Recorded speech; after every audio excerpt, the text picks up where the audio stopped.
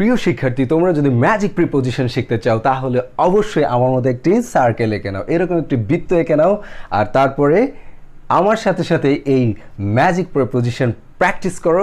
I hope যে তুমি খুব শীঘ্রই একেবারে অতি সহজেই কিন্তু এই প্রিপোজিশনের ব্যবহারটি শিখে যাবে।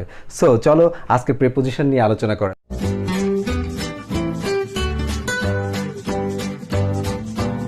দেখো, প্রথমে আমরা দেখতে পাচ্ছি এই বৃত্তের ওপরে রয়েছে ওয়ান, তারপরে রয়েছে ওভার, তারপরে রয়েছে অ্যাবভ। তো দেখো, এই যে তিনটা প্রিপোজিশন রয়েছে, তিনটা প্রিপোজিশনের অর্থ কিন্তু সেম, বাট এদের ব্যবহারে রয়েছে ভিন্নতা। তো কিভাবে তুমি ব্যবহার করবে, এদের ভিন্ন ভিন্ন ক্ষেত্রে কিভাবে তুমি ব্যবহার করতে পারো সেই সম্পর্কে আমি এখন আলোচনা করব। সো দেখো, প্রথমে আমি আলোচনা করব অন নিয়ে। যদি কোনো কিছু উপরে থাকে স্পর্শ করে, তাহলে সেক্ষেত্রে তুমি অবশ্যই ব্যবহার করবে ওয়ান। ওকে, ওয়ান ব্যবহার করবে যদি কোনো কিছুকে স্পর্শ করে উপরে থাকে। যেমন তুমি বলতে পারো টেবিলের উপরে, খাটের উপরে, বিছানার উপরে, ফ্লোরের উপরে। তো এরকম উপরে থাকলে সেক্ষেত্রে অবশ্যই তোমাকে ব্যবহার করতে হবে ওয়ান। সো এরপরে দেখো রয়েছে ওভার আর অ্যাবভ। তো ওভার আর অ্যাবভ এই দুইটা ব্যবহার নিয়ে রয়েছে যত জটিলতা, এবং তোমাদের ভিতরে থাকে সবসময় একটা কনফিউশন। অধিকাংশ সময় দেখেছি স্টুডেন্টরা এই দুইটা প্রিপোজিশন নিয়ে বেশ ঝামেলা করে থাকে। তো আজকে তোমাদের সেই ডাউটটা কিন্তু আমি একেবারেই ক্লিয়ার করে দেবো। So get ready. দেখো, ওভার আর অ্যাবভ, তো যখন কোনো কিছু উপরে থাকে তখন ওভার এবং অ্যাবভ ইউজ করতে হয়। তো ওভারটা কখন ইউজ করবে আর অ্যাবভটা কখন ইউজ করবে? ওভারটা যখন চলমান অর্থাৎ অস্থির অবস্থায় কোনো কিছু থাকে তখন তুমি অবশ্যই ওভার ইউজ করো। আর যখন উপরে কোনো কিছু থাকবে অথচ সেটা নড়তে চড়তে পারবে না, স্থির অবস্থায় থাকবে, স্থির অবস্থায়, তাহলে কিন্তু তোমাকে ব্যবহার করতে হবে above. I think you have got the idea. নিশ্চয়ই তুমি একটা কবিতা পড়েছিলে ছোটোবেলায়, যে twinkle twinkle little star how I wonder what you are up above the world so high like a diamond in the sky. ঠিক এই কবিতায় অ্যাবভের ব্যবহার ছিল, সেটা তুমি একটু মনে করে দেখো। আই হোপ যে তোমরা বুঝতে পেরেছো, আজকের এই কনফিউশন তোমাদের টোটালি ক্লিয়ার হয়েছে। আর একটা কথা বলে রাখি এখানে, সেটা হলো অন, ওভার, অ্যাবভ। দেখো, প্রত্যেকটারই অর্থ কিন্তু আপ, দ্যাট মিন্স উপরে। তো এখন যদি আপ প্রিপোজিশনটা ইউজ করা হয়, তো এখানে কোনো কিন্তু নির্দিষ্ট করে বোঝানোর উপায় নাই। সো আপ মানে উপরে, আমি বলতে চাচ্ছি উপরে। এখন কোনভাবে রয়েছে, যেমন এখানে তিনটা বিভাজন রয়েছে এই তিনটা প্রিপোজিশন ব্যবহারের ক্ষেত্রে, বাট এই ক্ষেত্রে কিন্তু কোনো পার্থক্য নাই। আপ বললেই তুমি বুঝে নেবে যে উপরে। Okay, so I think you have got, you are getting my point. Okay, next. এবার আমি ঠিক এর বিপরীতে চলে আসব। আমি তোমাদেরকে দেখাবো এখন আন্ডার, বিলো, ডাউন। দেখো, আন্ডার, বিলো, ডাউন ঠিক যেরকমটা আমি তোমাদেরকে দেখিয়েছি, অন থাকলে উপরে, ঠিক আন্ডার থাকলে ওরকম নিচে। দ্যাট মিন্স আন্ডারের ব্যবহারটা নিয়ে আমাদের বেশ ঝামেলা হয়। তো দেখো একটু আমি বলি, আন্ডার থাকলে নিচে, দ্যাট মিন্স ছাদের নিচে, গাছের নিচে, এরকম কোনো নিচে হলে, বা কোনো একটা এজ, দ্যাট মিন্স বয়সের নিচে যদি হয়, সেক্ষেত্রে কিন্তু অবশ্যই তুমি নির্দ্বিধায় আন্ডার ইউজ করবে। এরপরে চলে আসো বিলো, ডাউন। এখন বিলো, ডাউনটা তুমি কোথায় ইউজ করবে? There is a problem? No problem, no confusion. So below এবং ডাউন এইগুলো তোমরা ব্যবহার করতে পারো কনফিউশন ছাড়া, একেবারে নিচে বোঝাতে, দ্যাট মিন্স নিচে। তবে বিলো ব্যবহারের ক্ষেত্রে তুমি এই কাজটা করতে পারো, যেমন কোনো একটা মানের নিচে বোঝাচ্ছে, কোনো একটা মান। হ্যাঁ, মনে করো যে পরীক্ষায় তুমি 80 নিচে মার্ক পেয়েছো, সো সেক্ষেত্রে কি বলবে যে below 80। So that's the matter. তুমি in such cases you can use below. ডাউনটা নিচে বোঝাতেই বেসিক্যালি ডাউন বোঝানো হয়। ডাউনটা ঠিক এরকম আপের মতো, আপ বলতে যেরকম উপরে বোঝায়, ডাউন বলতেও ঠিক ওরকম নিচে। তারপরে তোমাদেরকে আরও একটু ক্লিয়ার করতে পারি, যেমন উপর থেকে নিচে, যেমন তুমি ছাদ থেকে নিচে নামবে, তাহলে তখন তুমি কি ইউজ করবে? নিশ্চয়ই ডাউন ইউজ করবে। তখন তুমি বিলো ব্যবহার করতে পারবে না, তখন তুমি আন্ডারও ইউজ করতে পারবে না। সেক্ষেত্রে কিন্তু তোমাকে অবশ্যই ডাউন ইউজ করতে হবে। So Let's talk about another preposition. I want to talk about আপন। এখানে একটা preposition দেখতে পাচ্ছ আপন। তো দেখো এখানে আমি একটা বক্স এঁকে রেখেছি, মনে করে এরকম বক্স থেকে উপরে এসে পড়বে। তো উপরে কোনো কিছুর উপরে স্পর্শ করে থাকলে আমরা জানি যে সেটা ওয়ান, বাট এই উপরে যদি সাপোজ এখানে একটা বিড়াল রয়েছে ক্যাট, তো ক্যাটটা এখান থেকে লাফ দিয়ে ঠিক উপরে এসে এখানে পড়লো, তো সেক্ষেত্রে আমরা কি প্রিপোজিশন ইউজ করতে পারি? সেক্ষেত্রে আমরা এই প্রিপোজিশনটা ইউজ করব আপন। একেবারে নির্দ্বিধায় তুমি কিন্তু আপন প্রিপোজিশনটা ইউজ করে দেবে। এরপরে চলে আসো নেক্সট। দেখো এইরকম একটা জায়গা, জাস্ট এটা খুব দূরে, এই বৃত্ত থেকে খুব দূরে, সার্কেলটা থেকে। তো এরকম যদি রওনা নেওয়া হয় এখান থেকে ঠিক বৃত্তকে উদ্দেশ্য করে, সেক্ষেত্রে তোমাকে প্রিপোজিশন ইউজ করতে হবে টু আর্ড। বাট যদি এমনটা হয় খুব কাছাকাছি চলে এসছো তুমি, সেক্ষেত্রে তোমাকে ইউজ করতে হবে to preposition. To preposition that means প্রতি বা দিকে। টুয়ার্ডস মিন্স দিকে, আর টু মিন্স প্রতি। ওকে, তে বা প্রতি। এরপরে দেখো টুর পরে, টুর বিপরীতে একটা প্রিপোজিশন রয়েছে, সেটা হলো ফ্রম। এটা আমরা আগে থেকে জানি, ফ্রম। ওকে ডিয়ার স্টুডেন্টস, দেন তুমি দেখো আমি একটা তীর চিহ্ন এঁকে দিলাম, এর ভিতরে চলে গেল। দেখো এটাকে বাইরে থেকে ভিতরে চলে গেল। দেখো টুটা ছিল এখান থেকে টুয়ার্ড টু, আর এটা হয়ে গেল ইন টু। ইন টু দুটো মিলে, দেখো দুটো প্রিপোজিশন মিলে হয়ে গেল ইন টু, মানে ভিতরের দিকে।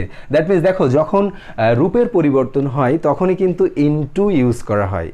যেমন বাইরে ছিল, বাইরে থেকে সে ভেতরে ঢুকলো, তাহলে কি বাইরে একটা রূপ ছিল ভেতরে আসলো, এখানে কিন্তু পরিবর্তন হলো একটা জিনিস থেকে আর একটা জিনিসে। যেমন টার্ন ইনটু, ট্রান্সলেট ইনটু, মানে একটা ভাষা থেকে আর একটা ভাষা, একটা রূপ থেকে আর একটা রূপে পরিবর্তন করে নিয়ে যাওয়া। সেই ক্ষেত্রে কিন্তু দেখবা ম্যাক্সিমাম ক্ষেত্রে ইনটু ইউজ করা হয়। I think you have got the idea. And then এরপরে দেখো ইনটুর একটা অপোজিট প্রিপোজিশন রয়েছে, সেটা কি? Out of. ঠিক এই ইনটুর অপোজিট প্রিপোজিশন হলো আউট অফ। এটা হলো ভেতর থেকে ঠিক বাইরে বেরিয়ে যাওয়া, সেক্ষেত্রে আউট অফ। ওকে, তারপরে নেক্সট যে প্রিপোজিশন, সেই প্রিপোজিশনটা তোমরা দেখো, সেটা হলো দেখো থ্রু। এখানে আমরা দেখতে পাচ্ছি এই যে ভেদ করে বের হয়ে গেল, এরকম ভেদ করে যদি কোনো কিছু বের হয়ে যায়, তো সেই ক্ষেত্রে অবশ্যই থ্রু ইউজ করতে হবে। নিশ্চয়ই তুমি ছোটবেলায় ফক্সের গল্প পড়েছো, এ ফক্স উইদাউট টেল। সেখানে কিন্তু লেখা রয়েছে a fox was passing through the jungle. দেখো বনের মধ্য দিয়ে ফক্সটা কি হয়েছিল? বনের মধ্য দিয়ে চলে যাচ্ছিল, তাই না? সো তোমরা এটা বুঝতে পেরেছো। নেক্সট এরপরে দেখো অ্যাক্রস। অ্যাক্রস এর ব্যবহার দেখো। তো অ্যাক্রস মিন্স আড়াআড়ি। অ্যাক্রস মিন্স আড়াআড়ি। এটা কিন্তু সোজাসুজি না, আড়াআড়ি।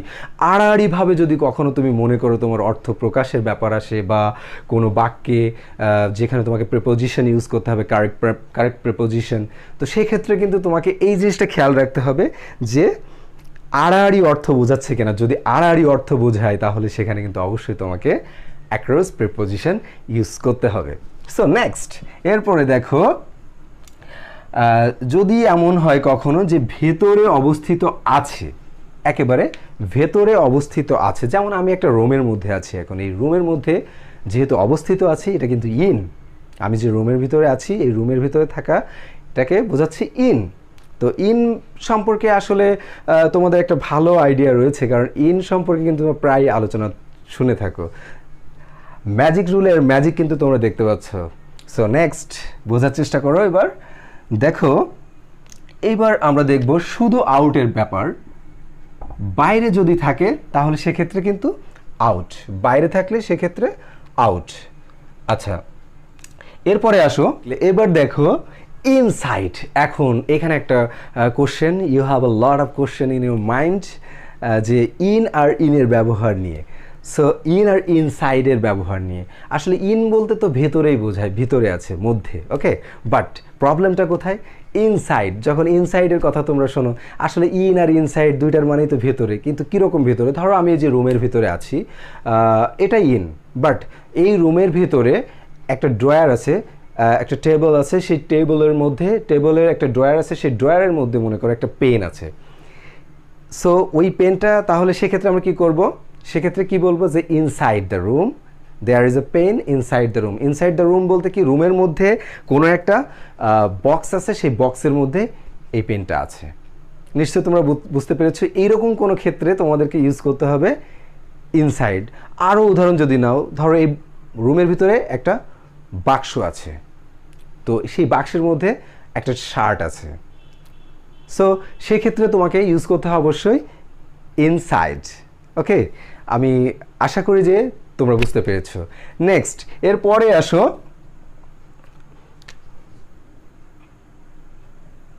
দেখো এই যে বৃত্তটা, এই বৃত্তটার চারপাশে আমি মার্ক করে দিলাম। এই চারপাশে মার্ক করা মানে এর অর্থ হলো অ্যারাউন্ড। তো চারপাশ যেহেতু, হ্যাঁ চারপাশ, যেহেতু চারপাশ নিয়ে কথা হচ্ছে, সেহেতু অ্যারাউন্ড। তো এরকম কোনো, দেখো এই সার্কেলটা চারপাশ নিয়ে কথা বলা হচ্ছে, সো এক্ষেত্রে তোমাকে প্রিপোজিশন ইউজ করতে হবে অ্যারাউন্ড।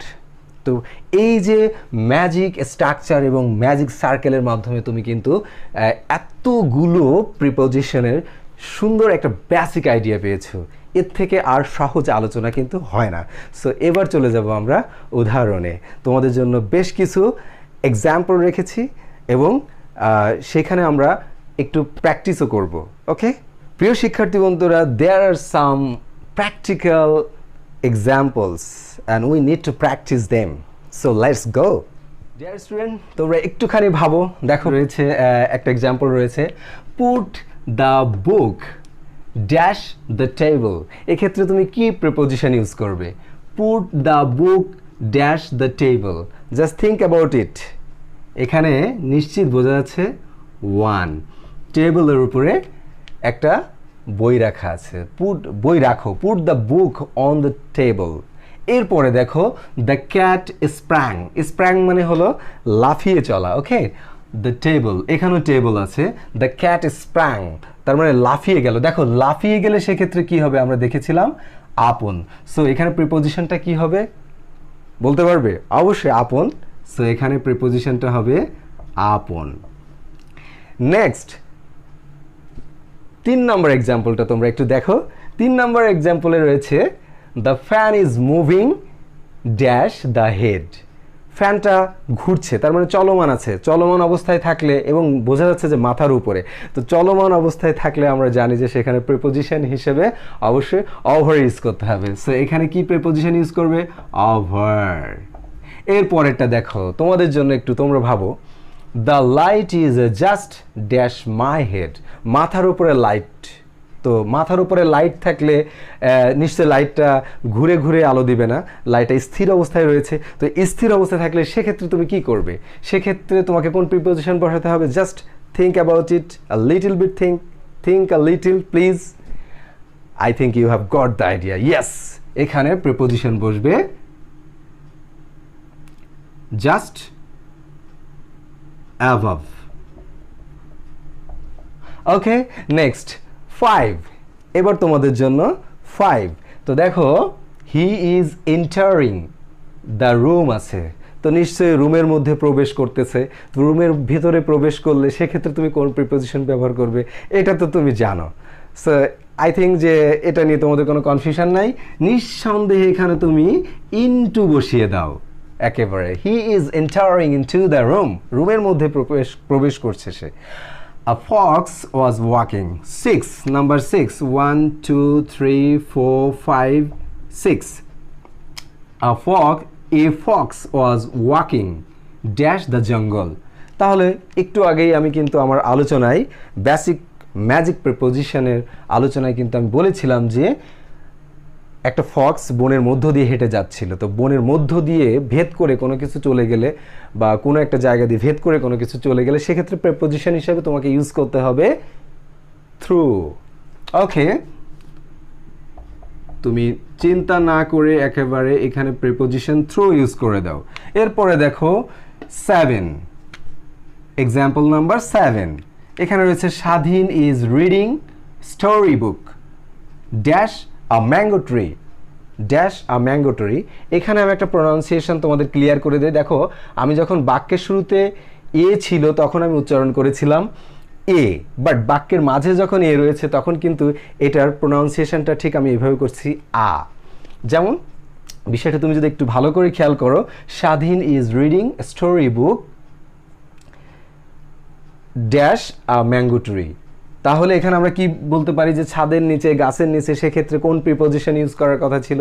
মনে আছে কি? ইয়েস, অফকোর্স, এখানে প্রিপোজিশন হিসেবে ইউজ করার কথা ছিল আন্ডার। আন্ডার, তাহলে এখানে প্রিপোজিশনটা কি হবে? আন্ডার। ওকে, নেক্সট এরপরে দেখো 8, এক্সাম্পল নাম্বার 8, এখানে আমরা দেখতে পাচ্ছি she is dash the room. একেবারে সহজ একটা ব্যাপার, she is dash the room, she is in the room, she is in the room. Okay, 9 number, he crossed, সে পার হয়েছিল ড্যাশ দ্য রিভার। সো দেখো রিভার পার হয়েছিল, নিশ্চয়ই রিভারটা সোজাসুজি পার হওয়া যায় না, রিভারটা পার হতে হলে নিশ্চয়ই আড়াআড়ি পার হতে হয়।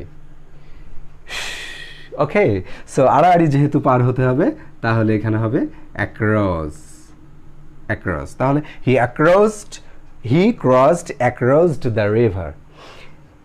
একেবারে লাস্ট ওয়ান তোমাদের জন্য, দেখি কি করো, আজকের ফলাফল তোমাদের কি হয়। There are many prepositions dash the circle. দেখো there are many preposition dash the circle. So এখানে আমরা কি প্রিপোজিশন ইউজ করতে পারি? সো এটা এই যে সার্কেলের চারপাশে অনেকগুলো প্রিপোজিশন আছে, সো চারপাশ যেহেতু বোঝাচ্ছে অ্যারাউন্ড, সো এখানে অ্যারাউন্ড প্রিপোজিশনটা ইউজ হবে। ডিয়ার লার্নার্স, কেমন লাগলো আজকের আলোচনা, প্রিপোজিশনের, ম্যাজিক প্রিপোজিশনের আলোচনা? আই হোপ যে তোমাদের খুবই ভালো লেগেছে। আর যদি ভালো লেগে থাকে তাহলে অবশ্যই লাইক, কমেন্ট, শেয়ার দিতে ভুলো না। আর অবশ্যই চ্যানেলটি subscribe. Next class I will be here with the same topic but new discussion. Till then, ciao.